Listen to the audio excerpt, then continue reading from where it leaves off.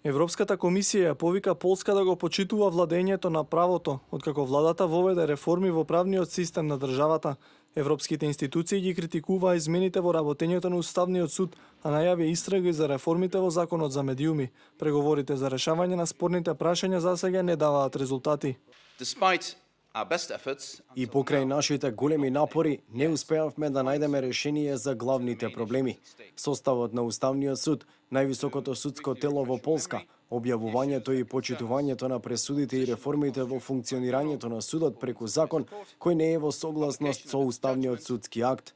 Конзервативната евроскептична полска влада смета дека Европската унија нема право да се меша во внатрешните работи на државата. Опозицијата, која жестоко протестираше против законските измени, смета дека политиките на владата ја загрозуваат европската иднина на Полска. Комисијата нема намера и не сака да се инволвира во политичката дебата во Полска.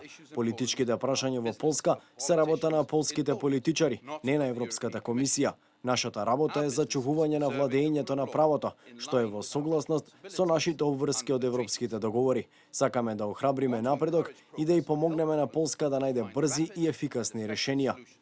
Официјална Варшава има рок од 2 недели, пошто Брисел ќе одлучува за наредните чекори.